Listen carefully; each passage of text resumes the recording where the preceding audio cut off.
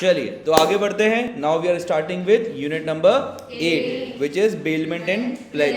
ठीक है, ये ध्यान रखना बेलमेंट एंड प्लेज जो है ना, इसमें सेल्फ रीडिंग बहुत सारी लगती है, जो कि आप लोगों ने ऑलरेडी कर रखी होगी काफ़ी सारा.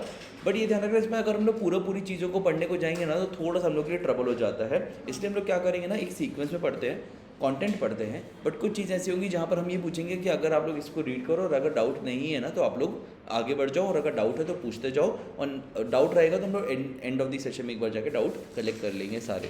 ठीक है, चलिए बात करते हैं यूनिट नंबर 8 की, which is bailment and pledge.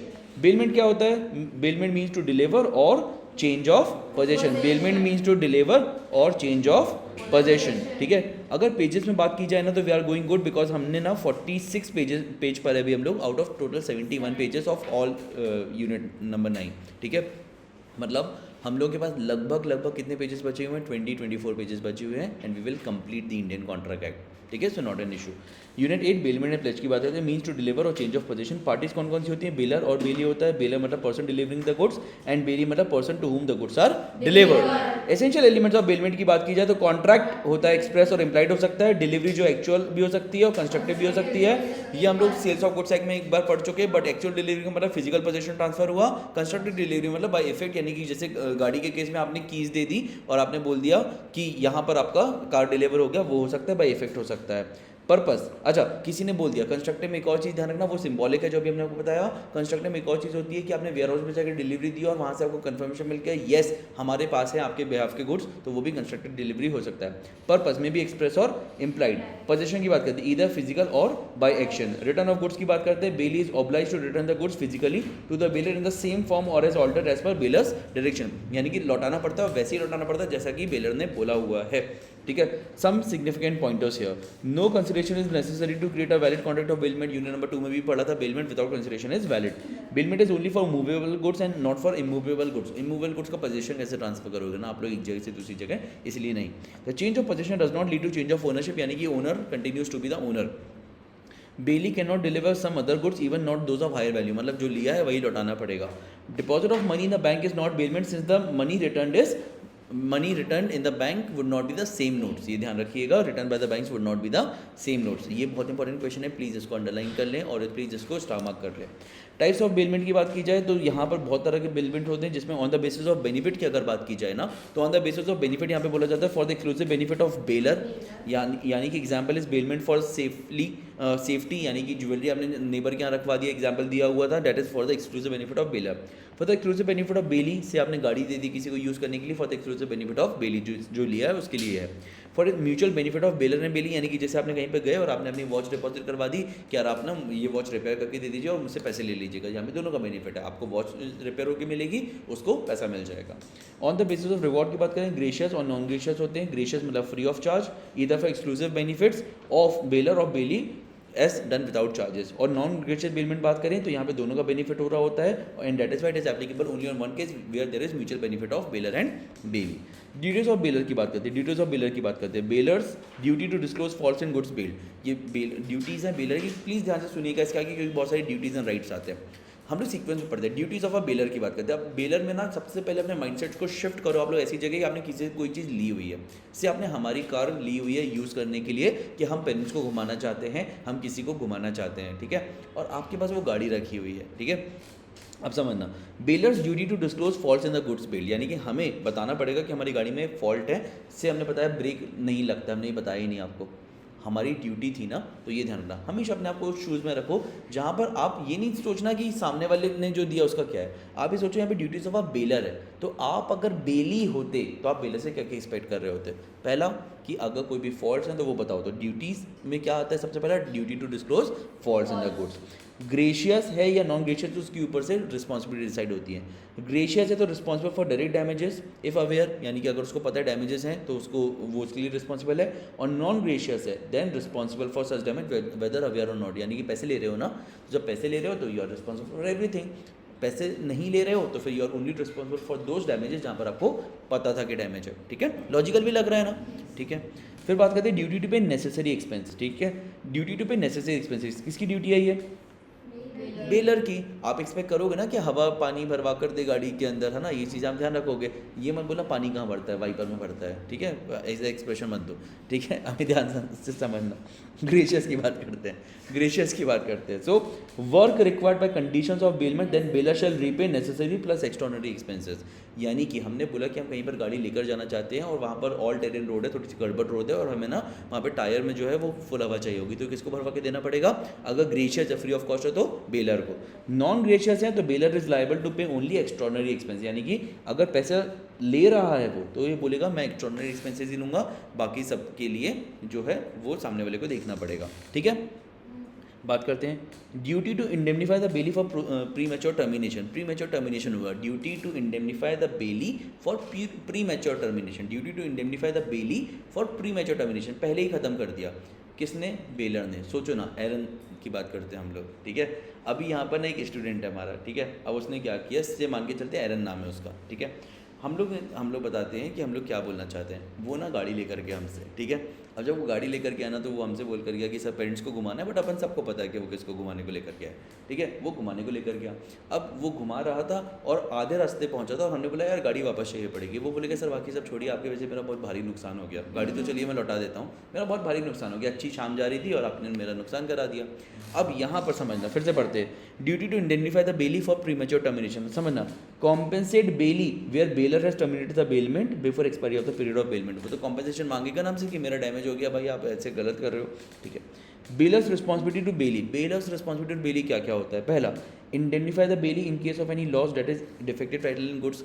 सोचो ना, यहाँ से जैसे ही आगे तक गाड़ी गई, किसी ने छीन ली ये बोल के कि गाड़ी तो उस बेलर की भी नहीं है जिसने आपको दी है, वो तो मेरी गाड़ी, वो खुद बेलमेंट पे लेकर गया था, अब वो आपको बेलमेंट पे दे रहा है, ऐसे करके आप किसी और को दे दोगे, छीन लिया, कुछ लॉस हुआ, उसका रेपुटेशन लॉस भी हो सकता है, फाइनेंशियल लॉस भी हो सकता है। सोचो उसने हो सकता है 1 घंटे पहले गाड़ी में 2000 का पेट्रोल डलवाया हो और उतने में छीन ली गई गाड़ी, उसका 2000 का लॉस भी हो गया। इन सब के लिए क्या होता है? बेलर्स की रिस्पॉन्सिबिलिटी है इंडेमनीफाई करना। एक्स्ट्रा पैसे देना नहीं, इंडेमनीफाई, जितना लॉस हुआ उतना पैसा देना। Receive back goods after expiry of the time और after the purpose has been accomplished. अगर पर्पस के लिए लिया था वो पर्पस पूरा हो गया, या टाइम के लिए दिया था तो टाइम पूरा हो गया, उसके बाद रिसीव बैक करना पड़ेगा। रिसीव बैक नहीं किया तो किसकी रिस्पॉन्सिबिलिटी? जो भी एक्स्ट्रा कॉस्ट लगी है वो बेलर की रिस्पॉन्सिबिलिटी होगी देना।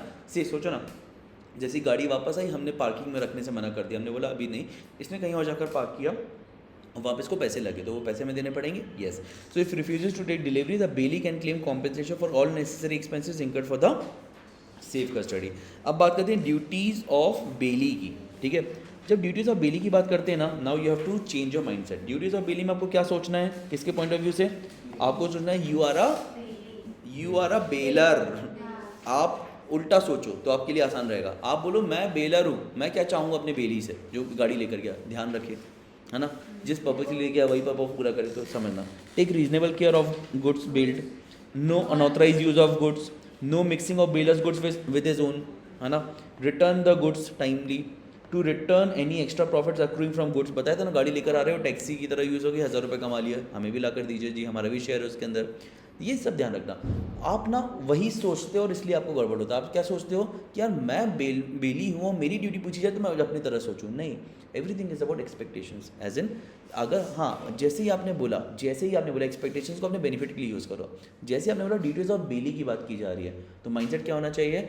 बेलर की तरह सोचो कि हम अपने बेली से क्या एक्सपेक्ट करेंगे। ड्यूटीज़ ऑफ बेलर की बात की जा रही है, बेली की तरह सोचो कि बेलर से क्या एक्सपेक्ट करेंगे। एक्सपेक्टेशन क्लियर रखो, सब चीज़ें सही रहेंगी। एक्सपेक्टेशन रखना सबको आता है, बट उसको सही जगह पर याद रखना कि कहाँ पर क्या एक्सपेक्टेशन करना सही है, वो थोड़ा सा गड़बड़ हो जाता है, ठीक है। तो चलिए, take reasonable care of goods as a man of ordinary prudence would take care of his own goods. यानी कि नॉर्मल सूझबूझ का इंसान जैसे अपनी गाड़ी का ध्यान रखता, वैसे ही आप भी ध्यान रखोगे। 10 दिन के लिए बेलमेंट पे लेके गए और धुलवाओगे ना गाड़ी को, ऐसा थोड़ी होगा कि आप बिना धुली गाड़ी चलाए जा रहे हो, तो ये ध्यान रखना। Bailee not liable for any loss if he has taken reasonable care. No unauthorise use of goods की बात करते हैं, liable to compensate the bailor for any loss और destruction arising from unauthorise use, that is voidable, ठीक है। अगर ऐसा हो गया तो वॉइडेबल माना जाएगा। No mixing. अब मिक्सिंग करने का मतलब क्या? से आप मुझसे चावल लेकर गए कि यार मैं ना 1 महीने के लिए चावल ले जाना चाहता हूँ ये वाले, और आपने जाके अपने घर के चावलों से मिला दिया उसको। अब समझना, हमारी मर्जी से मिलाया है तो क्या? Both shall have proportionate interest. से यहाँ पे चावल गए 10 किलो चावल गए और ये बोल कर कि हम आपको लौटा देंगे, कोई दिक्कत नहीं, हमें सिर्फ रखने के लिए चाहिए, कोई आ रहा है मिलने तो ऐसा ख़राब नहीं दिखना चाहिए, रखने के लिए चाहिए, और जाकर अपने चावलों से मिला दिया, 10 किलो हमारे थे 10 किलो उसके थे, अब हमारी कंसेंट से मिलाया, तो यहाँ पर उस वो जो मिक्स्ड वाला पूरा 20 किलो उसमें से हम 10 किलो निकाल कर ले आएंगे। बहुत ही फालतू example I know but works याद रखने में।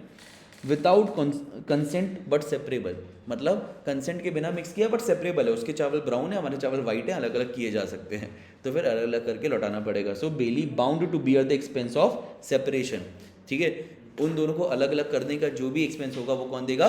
बेली, ठीक है, क्योंकि बिना पूछे किया ना।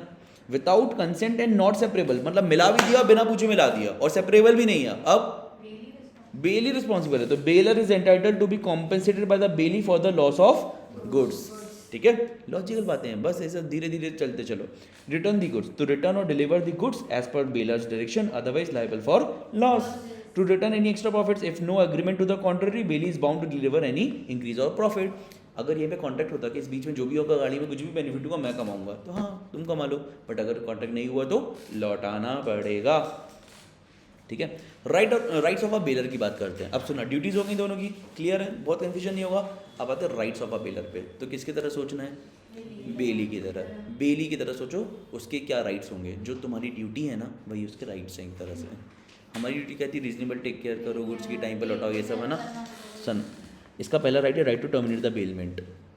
बॉस है ना, इसने पैसा इसने दिए हुए है प्रोडक्ट, तो इसका सबसे पहला राइट क्या है? टर्मिनेट, ठीक है।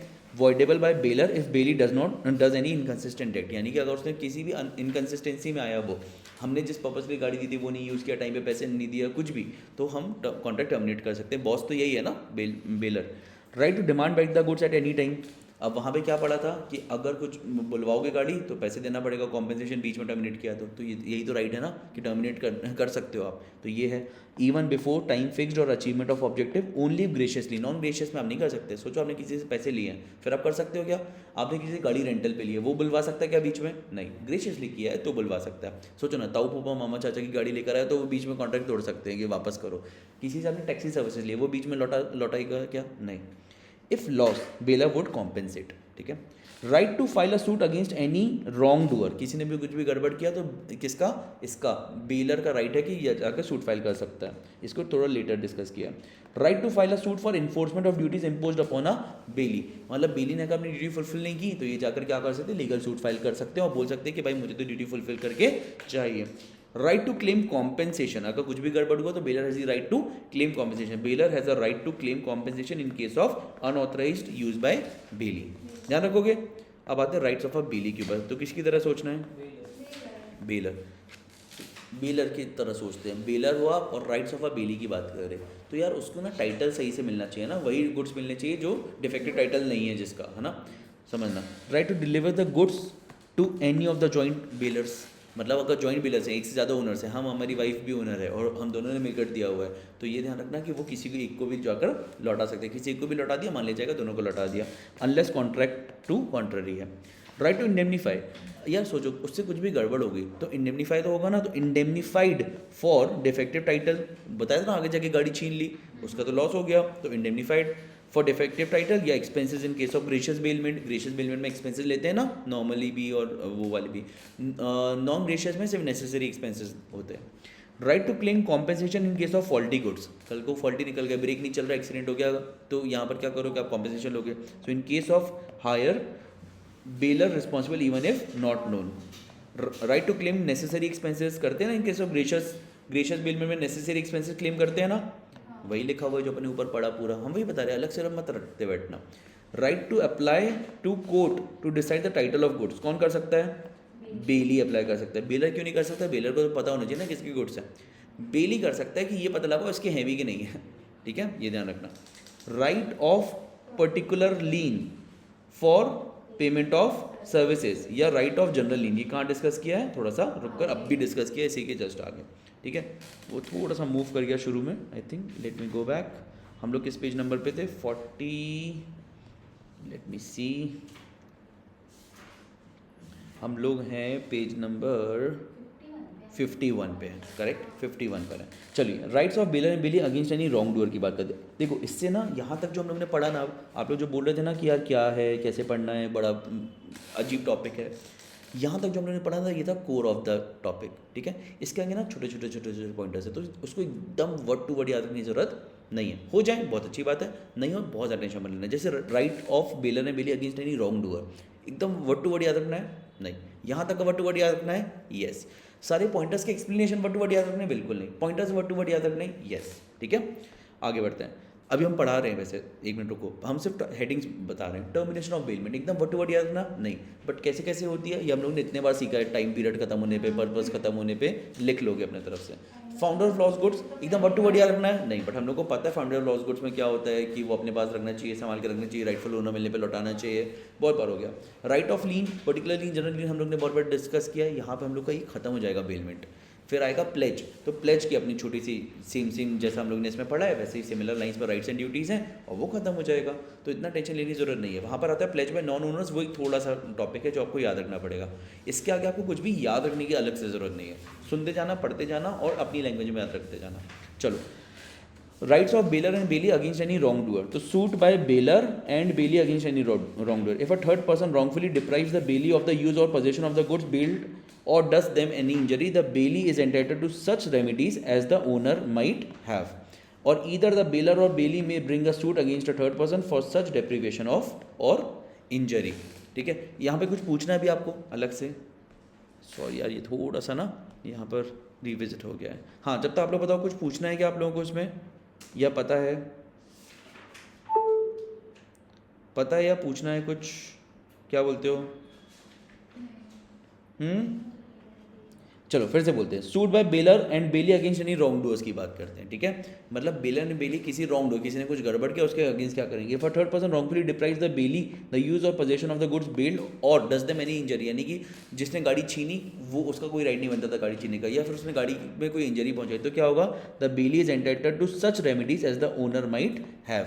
मतलब bailee is entitled to such remedy as the owner might have, मतलब बेली को वही पैसा मिलेगा, वही सारे बेनिफिट मिलेंगे जो ओनर को मिलने चाहिए। सोचो ना, यहाँ पर क्या पैसा मिलना चाहिए, इसको क्या मिलना चाहिए, जैसे ओनर से गाड़ी छीन ली जाती है वही इसको भी बेनिफिट मिलेंगे। ओनर से गाड़ी छीन ली जाती है, वो पुलिस में जाकर कंप्लेन कर सकते हैं और कॉम्पेंसेशन क्लेम कर सकते हैं, वैसे ये भी कर सकते हैं, ये ध्यान रखेगा। Either the bailor or bailey may bring a suit against a third person for such deprivation or injury, यानी कि बेलर बेली चाहे दोनों ही चाहे तो जाकर केस फाइल कर सकते हैं, कोई दिक्कत की बात नहीं आती। समझ में आया, बेसिक है। फिर से बोलते हैं एक बार समरी में हिंदी में समझना। यहाँ से गाड़ी गई, आगे गई, किसी ने छीन लिया, उसने डेप्रीवेशन करवा दिया, बेनिफिट नहीं आ पाए या डैमेज हो गया, तो कॉम्पेंसेशन किसको मिलेगा, बेली के पास पूरा अधिकार है, उसको वही कॉम्पेंसेशन मिले जो बेलर को मिलता अगर उसके साथ ऐसा हुआ होता तो, ठीक है। दूसरा, सूट कौन फाइल कर सकता है, बेलर या बेली, दोनों फाइल कर सकते हैं, बस यही दो पॉइंट्स है, ठीक है। तो रटने की जरूरत है एक जैसा बिल्कुल नहीं, अलग अलग याद रखो, चलेगा। कल को केस आ जाएगा, इनमें से कोई एक पॉइंट का भी तो आ सकता है, तो ये ध्यान रखना। ऐसे दोनों पॉइंट एक साथ ही याद रखने हैं, बिल्कुल नहीं। कॉन्सेप्ट तो बट क्लियर है ना, किस केस में किसको बेनिफिट मिलेगा। कल को केस स्टडी आ गया, उसमें बोला कि यार बेली को ना बेनिफिट नहीं दे रहे हैं, ये बोलकर कि ये तो बेलर का राइट है, आप क्यों, तो आपको लिखना पड़ेगा as per the Indian contract, यहाँ पे बेली को भी राइट मिलता है, वही ट्रीटमेंट मिलता है जो कि बेलर को मिलना चाहिए, तो उसके पास भी सारे राइट्स हैं, ठीक है। केस कौन फाइल कर सकता है, बेली ने फाइल कर दिया इसलिए इनवैलिड है, नहीं, बेली भी फाइल कर सकते हैं, बस इतना याद रखना है। रहता देन वर्ड टू वर्ड यार मत रखो, बस ये ध्यान रखो, ठीक है। आप लोग ने इतने सारे आंसर पढ़े, कभी वर्ड टू वर्ड देखा एकदम क्या ये लिखेंगे तो ही मार्क्स मिलेंगे, नहीं तो नहीं मिलेंगे, ऐसा नहीं होता। की वर्ड्स होते हैं, ठीक है, येस नो का आंसर होते हैं, की वर्ड्स होते हैं, रीजंस होता है, दैट इज ऑल। ये मत सोचना कि एकदम वर्ड टू वर्ड जब तक the bailee is entitled to such remedies as the owner might have, ऐसा नहीं होता।